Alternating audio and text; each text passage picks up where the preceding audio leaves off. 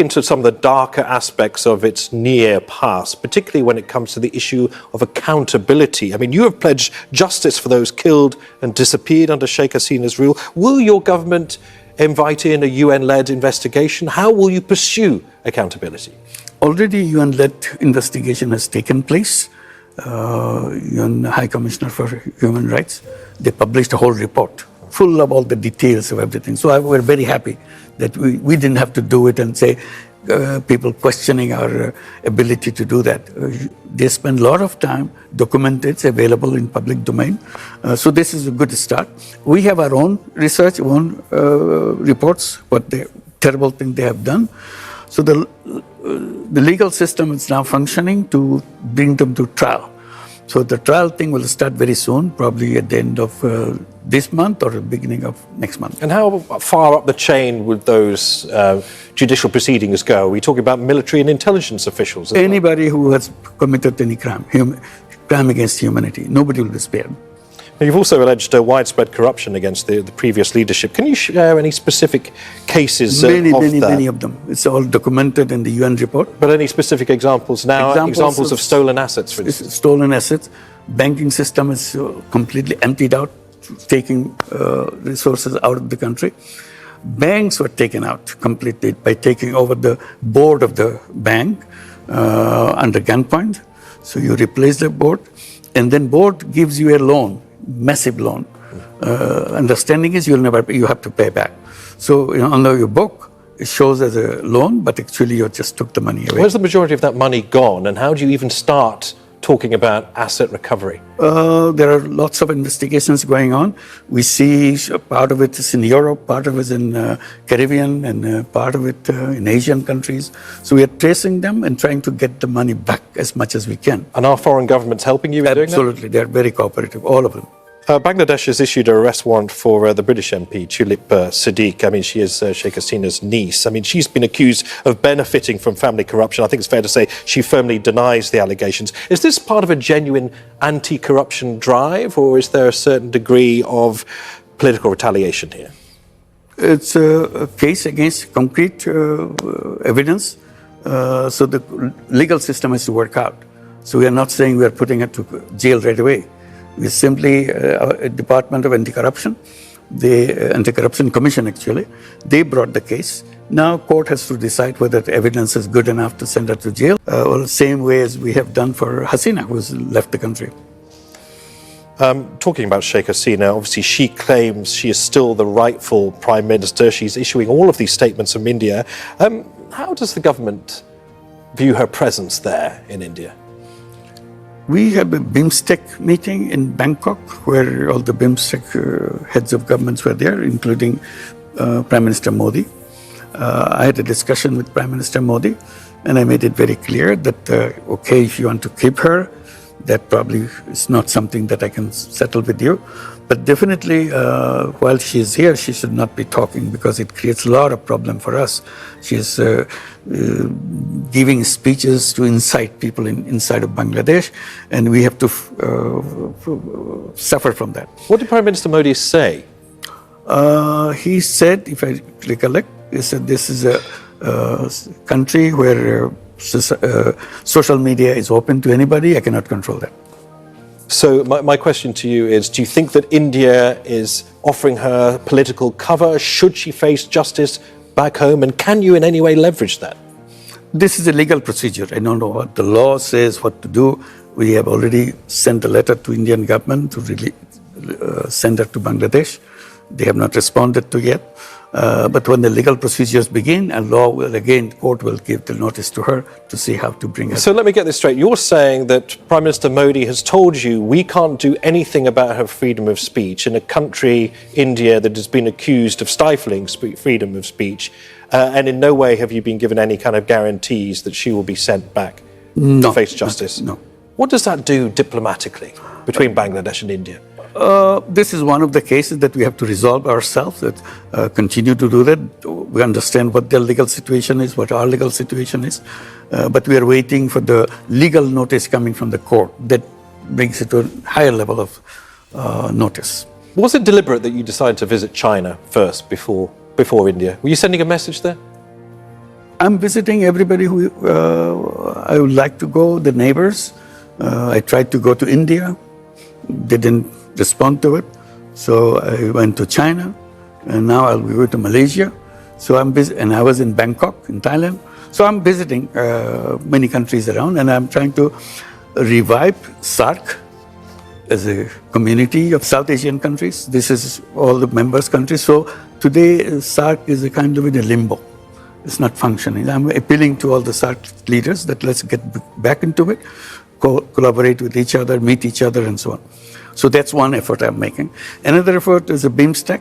Yes, we'll say, let's get together and see, resolve our issues and continue together. Our main issue is how to bring nations together for a better life for the citizens of those countries. BIMSTEC, currently Bangladesh is the chair of BIMSTEC, so this is an important position for the BIMSTEC to hold those meetings and try to do that. And also we want to try to get the membership of ASEAN. That's another large number of countries where we'd like to be associated with. Right. And we're very happy that we get a good response. So essentially you're willing to work with anyone who will work with you regionally. Everybody. But India has to a certain extent given you a cold shoulder here. Is the alternative now a deepening ties with Pakistan instead? I will not say cold shoulder. It's maybe temporary thing, something we have to resolve together. So I'll not take this as a final thing. It's not something long-lasting thing. How to resolve this? Friendship is the key to live together and move together. And I'll keep on insisting on how to bring people together in the neighborhood of Bangladesh and so on. And India-Bangladesh relationship should be one of the best relationships any nations could have together. I appreciate you've pushed back on the phrase cold shoulder, but somebody who has expressed his displeasure with you is President Donald Trump. I heard he donated to See Me Lose, he said, talking about your donation to the Clinton Foundation in 2016, ahead of her bid, of course, for the presidency. Do you regret that move now that Trump is back? We have good relations with the Trump administration. We have no problem. We work together.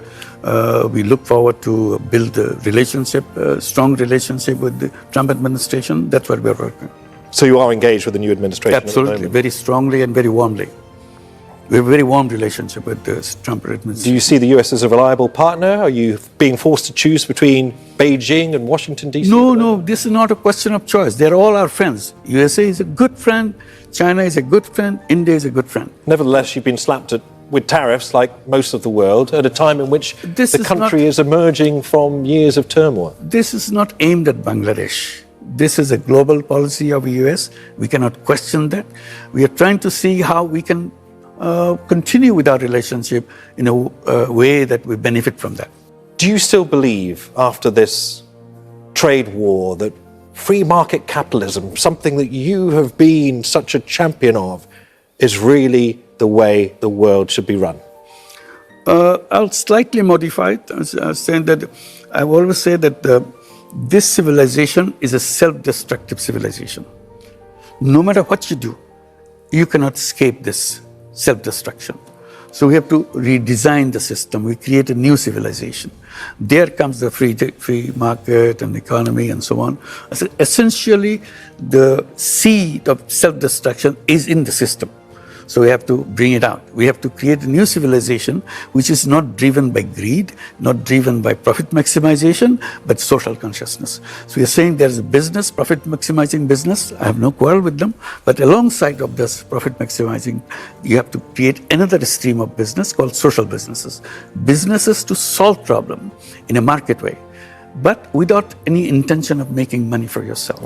So money that you make profit into the business, it's rolled back into the business. They're problem solving. I'm very interested in where you first were driven to challenge or answer some of these huge challenges, because you had turned your attention to alleviating poverty after the 1974 famine, one of the most devastating in recent history. An estimated 1.5 million people died in that. What do those experiences tell you about good and bad governance and about the needs of the poor? Two things. One, I kept saying poverty is not created by the poor people. It's created by the system we built. Sometimes I give example of bonsai. I said, you take the seed or a bonsai tree. Bonsai Right. tree, yeah. Take a piece of a tree and put it in a flower pot and let it grow. It will grow. Beautiful tree come out of that, but tiny little one. It's not the tall tree that it was before. I said, that's what happened to our entire human race. We are put in a flower pot, bonsai. So we emerge as a bonsai. Our capability, our ability to resolve our problem is all cut down because of the system we built doesn't allow us to release all our energy or our creativity. It's a job-driven economy. I said, job is not the answer of human beings. Human beings are born as a creative being. Job takes away creativity. Job is driven by our orders. You take orders and perform. And that's not what human beings are. Human beings are not about slavery. Human beings are about exploring limits. It's huge limits that you have inside of you, or how to explore that.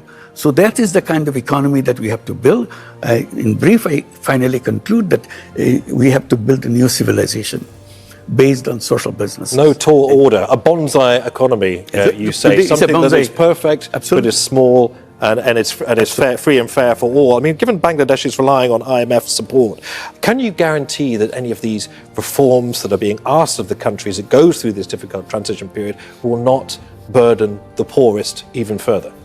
If it does, it will be a shame. This was not the intention of the government to do that. We are trying to overcome the problems that we are inherited. So make sure that we don't have this burden on us. We create an economy where we take care of ourselves. That's the whole thing.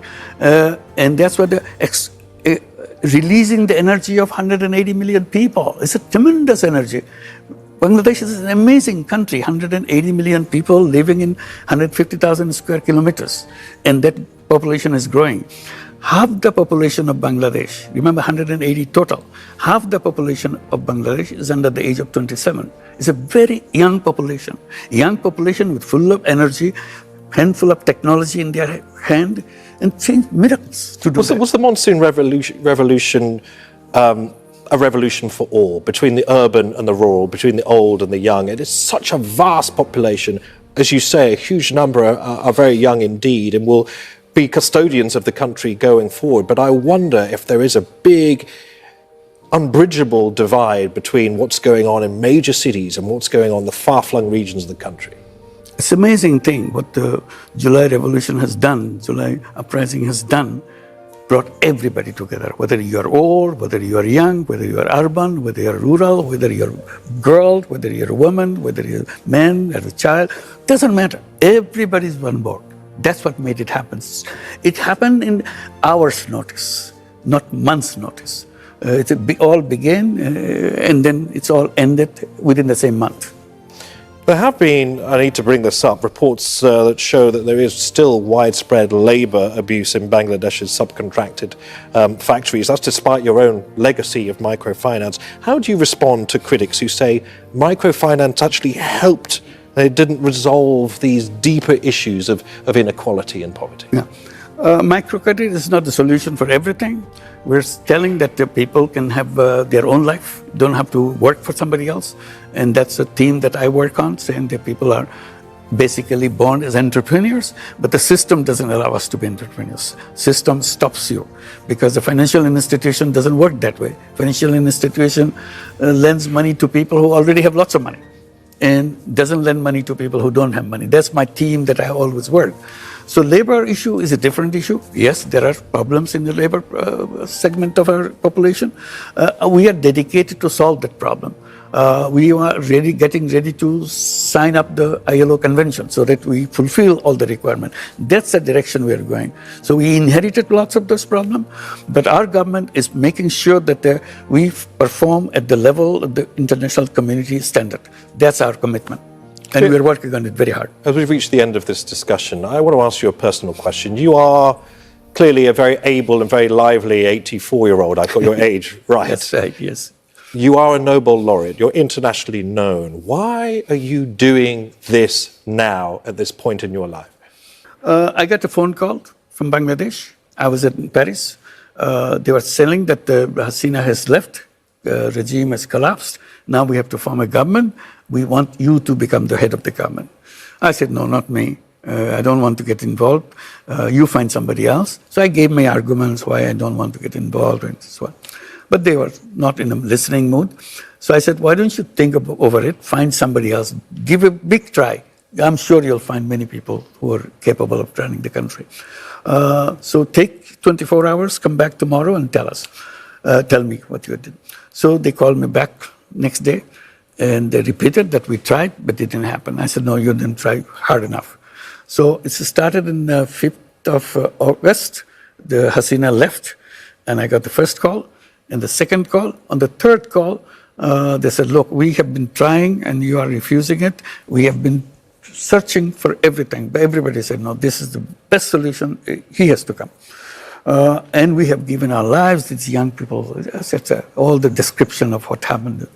Then I felt a little bad that I'm refusing this. So I said, okay, you have sacrificed your life and give blood. Despite my reluctance to do that, I'll accept it. And they were very happy. Immediately, it's all over the press that he's coming, he's taking the responsibility. And when was that exact point that It's 8th of August. On 8th of August, I arrived in Dhaka and took charge of the government. How does it feel to come full circle now? I mean, of course, you have been facing smear campaigns, multiple smear campaigns by the Hasina leadership. You've been threatened with jail, with fines, all sorts of allegations levelled against you. How does it feel as we reach the end of our discussion to be in this huge position of responsibility? And what country will Bangladesh be in the next decade? It's a tremendous responsibility. At the same time, I must emphasize repeatedly, it's a great opportunity. History never gave us this opportunity before. Suddenly that opportunity came. It's a clean slate. You can do anything you want, provided you can create a new government, new Bangladesh. And that's a challenge given to us. We are working very hard. We'll try our best to make that happen and hold the election and hand it over to the newly elected government.